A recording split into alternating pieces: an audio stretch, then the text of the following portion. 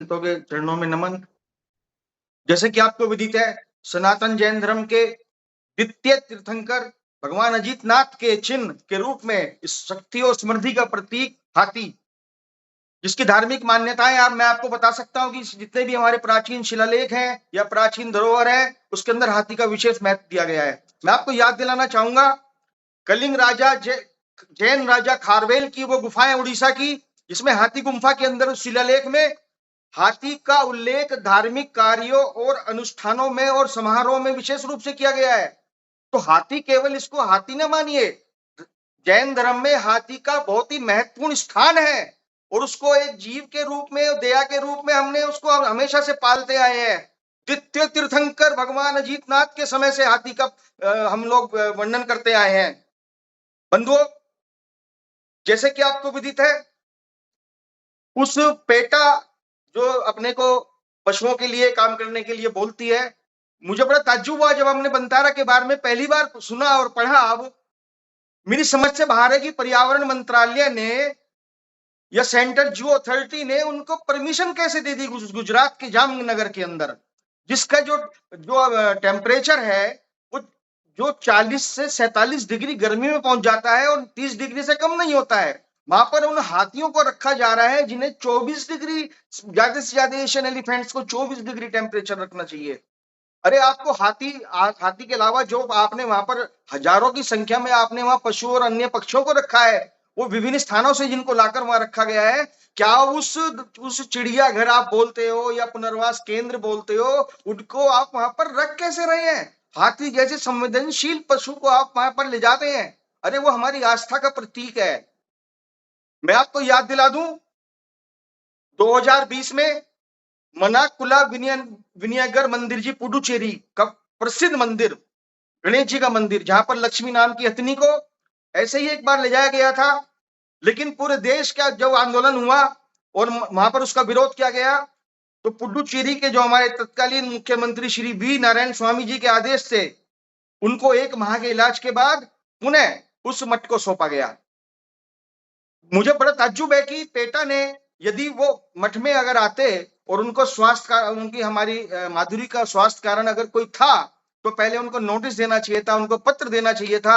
अगर नाखून बढ़ने से कोई समस्या पैदा होती है, कोई बहुत बड़ी समस्या नहीं है, तो मठ को आप एक बार चेतावनी दे सकते थे। लेकिन वहां से हमारी आस्था को ले जाना बड़ा दुखद है। इस 3000 एकड़ के जो बंदारा आप बता रहे हैं, इसके अंदर एक बहुत बड़ा भाग को ये अपने उपयोग में ले रहे हैं।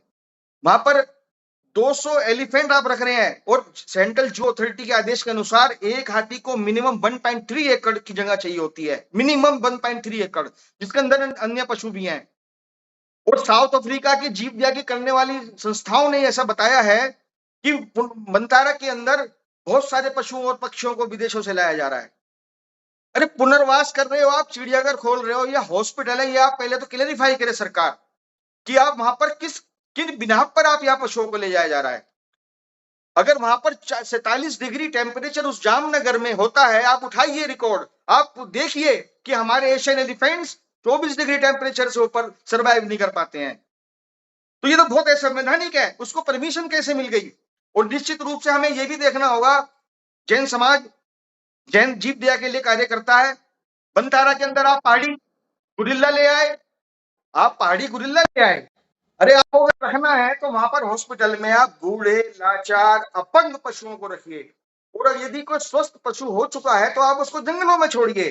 विदेशों से तो आप पुनः उसमें वन में आप जो है चीतों को लाया जा रहा है और वनतारा में चीतों को विदेशों से ला के रखा जा रहा है। ये कैसी विषम परिस्थितियां हैं? ये बिल्कुल भी स्वीकार नहीं है, ये बिल्कुल भी स्वीकार नहीं है।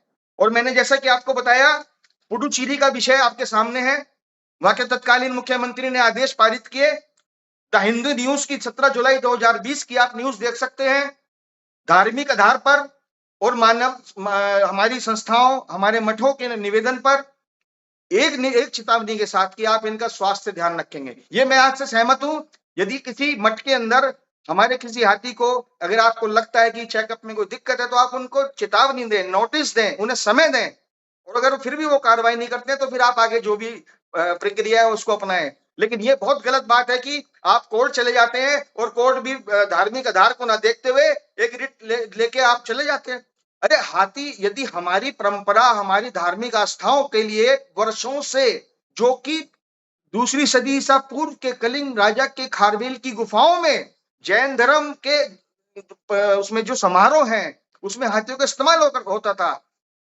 अगर वर्तमान परिवेश में राजा खारवेल होते और वो अपनी उनके पास एक बहुत बड़ी हाथी की पूरी एक बहुत बड़ी सेना थी, तो वो तो हाथियों को लड़ने के लिए मना कर देते कि ये तो जी एक वो आप हिंसा कर रहे हो। ये बिल्कुल भी स्वीकार नहीं है। अभी जैसे कि पता चला कि महाराष्ट्र सरकार ने मीटिंग की है और रिव्यू पिटीशन दाखिल करने वाले हैं। ये देखिए एक टालने की प्रक्रिया है, फिर वही कोर्ट कचहरी, नोटिस पर नोटिस, तारीख पर तारीख लगेंगी। मैं महाराष्ट्र सरकार से निवेदन करता हूं और केंद्र सरकार के पर्यावरण मंत्रालय और सेंट्रल जू अथॉरिटी से निवेदन करता हूं, महाराष्ट्र सरकार तत्कालीन एक ऑर्डिनेंस लाए, एक मेमोरेंडम लाए और पर्यावरण मंत्रालय से उसको सैंक्शन कराए कि जितने भी हमारे पूज्य मठ हैं जहां पर प्राचीन परंपरा में हाथियों का पालन किया जाता है, पोषण किया जाता है, 33 वर्ष की एक हथनी हम मंदिरी हमारे साथ रहने वाली है, और आज जब वो बुढ़ापे की ओर अग्रसर है, क्योंकि एक हाथी की उम्र कितनी होती है, जब वो बुढ़ापे की ओर अग्रसर है तो आप उसको ले जाके चिड़ियाघर में छोड़ देते हैं पुनर्वास के नाम पर।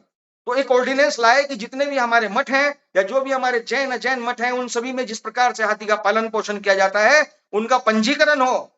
ये धार्मिक कार्यों के में हाथी के उपयोग को तुरंत छूट मिले और महाराष्ट्र सरकार इसके लिए तत्कालीन ऑर्डिनेंस लाए। ये रिव्यू पिटीशन लगाना एक अलग विषय है। देखिए ये आईवास बिल्कुल नहीं चलेगा और पेटा ने जिस प्रकार से पिक एंड चूज करके हमारे उस माधुरी, हमारे आत्मा धड़कन को लेकर वो गए हैं, एक धार्मिक उपयोग के अंदर उनको धार्मिक उनका उपयोगिता की जाती थी और निश्चित रूप से पशुओं को एक समय सीमा के अंदर बांधा दी जाता है। आप देख सकते हैं कि चाहे वो गाय भैंस हो या अन्य या कुत्ते को भी लोग बांधते हैं, लेकिन ऐसी कोई चैन इतना बड़ा उनको केवल पैर से उनको बांधा जाता है। एक सामाजिक परिवेश में एक आदमी रहता है जबकि वहां पर महावत उपलब्ध है।